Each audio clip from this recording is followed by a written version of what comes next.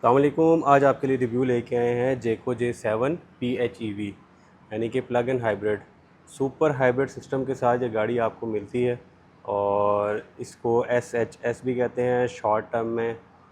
अच्छा, इसमें आपको मिलती है डेडिकेटेड जो इसकी हाइब्रिड ट्रांसमिशन है जिसको DHT भी कहा जाता है। 342 HP ये कंबाइन अपनी इलेक्ट्रिक मोटर के साथ मिलकर प्रोड्यूस करती है और 525 न्यूटन मीटर टॉर्क। अच्छा, ये गाड़ी आपको प्योरली जो ईवी रेंज प्रोवाइड करती है वो कंपनी क्लेम करती है 90 किलोमीटर्स की, और उसके अलावा ये आपको जो कंबाइन एवरेज देती है वो 1200 किलोमीटर की देती है, यानी कि अपनी इलेक्ट्रिक मोटर के साथ ये और अपने इंजन के साथ आपको 1200 किलोमीटर प्लस की एवरेज देने की सलाहियत रखती है। इस गाड़ी में 1.5 लीटर PHEV इंजन आता है। तो अब चलते हैं गाड़ी के मज़ीद फ़ीचर्स पे नज़र डाल लेते हैं। ये तो थे इसके इंजन के और इसके मोटर के स्पेक्स। अब हम नज़र डाल देते हैं गाड़ी की बाकी ओवरऑल जो फ़ीचर्स हमें मिलते हैं। अच्छा, फ्रंट पे आप देख लें, आपके पास ये बहुत ही खूबसूरत इसके DRLs विद टर्न सिग्नल्स आते हैं। इसके नीचे इसकी जो है मेन हेडलाइट आती है, इसमें हाई बीम और लो बीम है। आपको पार्किंग सेंसर मिल जाते हैं। यहाँ पे नीचे आप देखें इस तरफ इसकी फॉग लाइट्स अवेलेबल हैं। बहुत ही खूबसूरत स्टाइल में इसकी ग्रिल को डिज़ाइन किया गया है। इसको लोग मिनी रेंज रोवर से भी कंपेयर कर रहे हैं, बट मेरे नहीं ख्याल से ये मिनी रेंज रोवर कहलाती है या कहलाने के काबिल है। कलर इस गाड़ी में आपको ये सिल्वर सा बड़ा ही मज़े का मिलता है, ये आपको थोड़ा सा पल फील देता है। तो स्टार्ट करते हैं अब गाड़ी की जो मज़ीद फ़ीचर्स हैं उनकी तरफ चलते हैं। गाड़ी में आपको यहाँ पे इसके रडार और कैमरास मिल जाते हैं। इसके अलावा गाड़ी में जो एलॉय व्हील्स आते हैं वो 19 इंचज़ के आते हैं और बड़ी खूबसूरत फिनिश में हैं। ये जो पैटर्न आप देख रहे हैं ये गाड़ी में लाइट्स में है। इसके ये डोर्स के ऊपर ये प्रोटेक्शन लगी हुई है, ये आप इसको एक पट्टी भी कह सकते हैं, उसके ऊपर आपको ये पैटर्न मिल जाता है। गाड़ी के जो साइड व्यू मिरर्स हैं वो ब्लैक में हैं और इसके अंदर टर्न सिग्नल्स आपको मिल जाते हैं LED में, और यहाँ पे नीचे इसका 360 कैमरा, और इसके साइड व्यू मिरर्स में आपको ब्लाइंड स्पॉट का ऑप्शन भी मिल जाता है। सामने फ्रंट कैमरा है गाड़ी का, और ये गाड़ी आपको 360 व्यू भी प्रोवाइड करती है। ऊपर जैको की बैजिंग है। तो चलते हैं गाड़ी की बैक साइड पे और देखते हैं वहाँ पे हमें क्या चीज़ें ऑफ़र की जाती हैं। और ये साइड प्रोफाइल पे अगर देखें आप, गाड़ी के डोर हैंडल्स बिल्कुल कंसील्ड हैं। इसमें ये स्मार्ट एंट्री का बटन मिल जाता है आपको, उसके ऊपर स्वाइप अप करने से ये कुछ इस तरह से बाहर आते हैं। और यहाँ पे आपके पास ये इसकी बैटरी को चार्ज करने के लिए पॉइंट मिल जाता है। गाड़ी की बैक बहुत ही ज़्यादा खूबसूरत है। यहाँ पे आपके पास SHS की बैजिंग आ गई और यहाँ पे J7 की ये इसकी खूबसूरत लाइट, इसमें भी ये पैटर्न आपको नज़र आएगा जो कि इसके फ्रंट में भी है और बैक में भी है और ये डोर्स में भी है। गाड़ी का ट्रंक ओपन करते हैं और देखते हैं यहाँ पे हमें क्या चीज़ें मिलती हैं।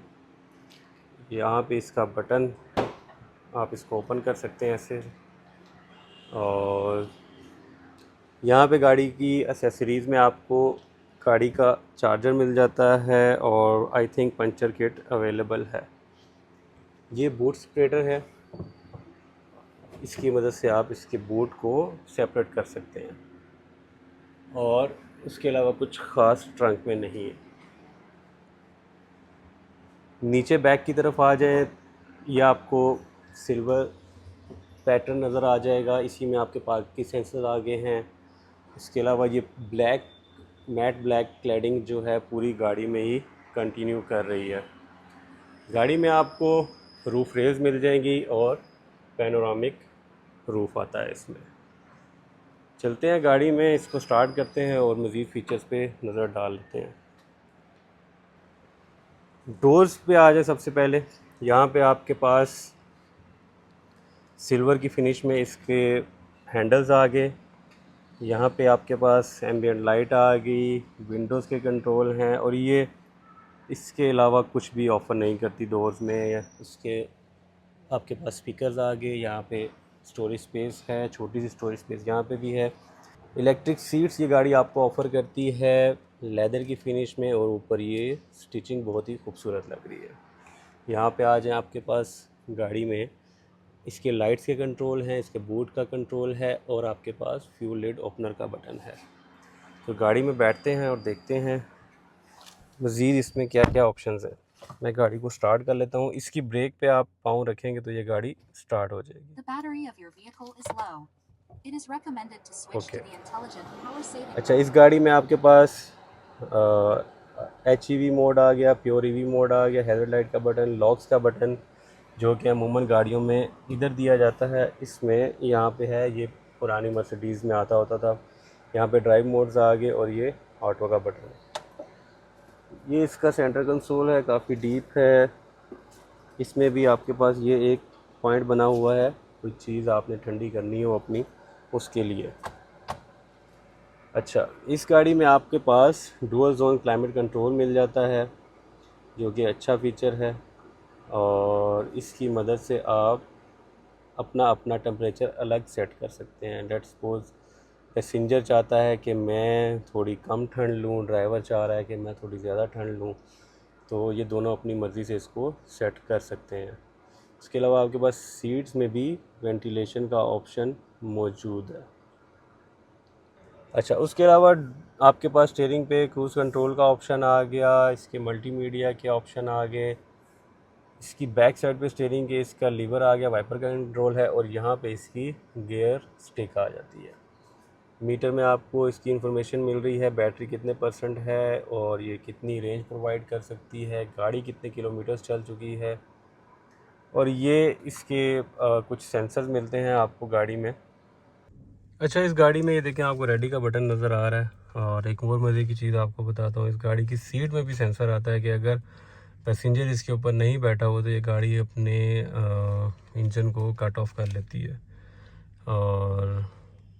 और एक और चीज़, जो इसका सीट बेल्ट गाड़ी का अगर आपने नहीं पहना हुआ तो भी ये गाड़ी स्टार्ट नहीं होती, और अगर इसकी ड्राइविंग सीट पे कोई पैसेंजर नहीं है, यानी ड्राइवर मौजूद नहीं है, तो ये अपनी जो कह लें आप पावर कट ऑफ कर लेती है। ये फिर अपनी ये चीज़ें चलाती रहती है, ऑन रहती हैं, इसकी लाइट्स, इसके कुछ फीचर्स काम कर रहे होते हैं, लेकिन गाड़ी ड्राइव मोड पे नहीं जाती।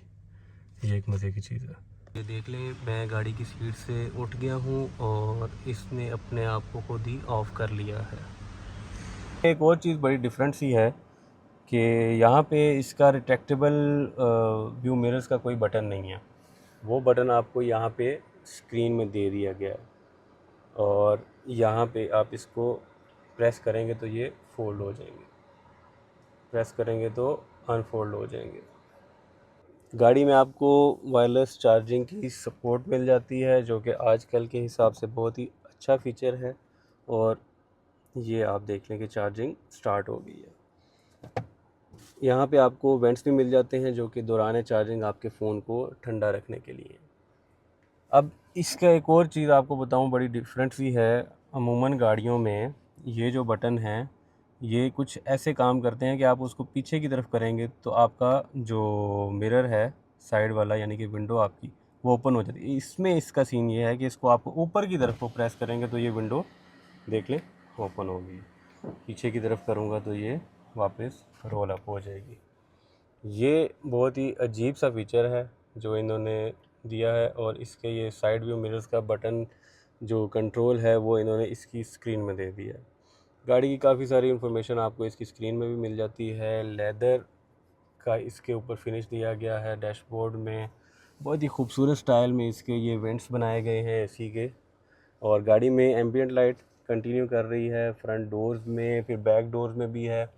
आपके पास यहाँ पे इसका कर्टन ओपनर आ गया, और यहाँ पे ये इसका सनरूफ ओपन करने का बटन।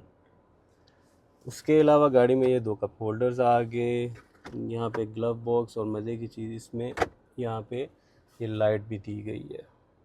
अच्छा, एक और बड़ी मज़े की चीज़ है, ये इसका कर्टन ओपन करने का बटन है, और यहाँ पे ये इसका सनरूफ ओपन करने का बटन है। अब ये इसका सनरूफ ओपन नहीं कर रहा, उसकी एक रीज़न है।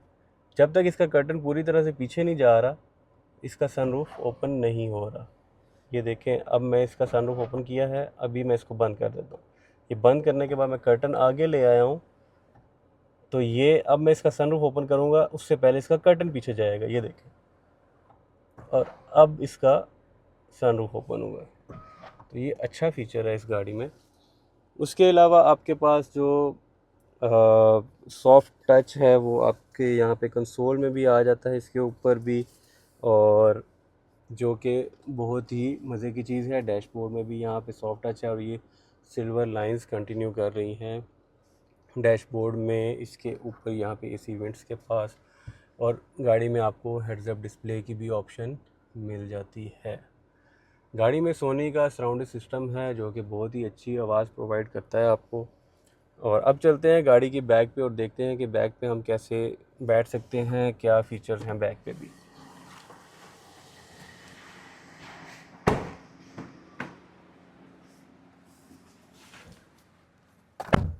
अच्छा, बैक पे हमारे पास एसी के वेंट्स आ गए, यहाँ पे आपके पास चार्जिंग पोर्ट्स आ गई, और बैक सीट इसकी वेंटिलेटेड नहीं है, और लेकिन इनका जो मटेरियल है बहुत ही सॉफ्ट है।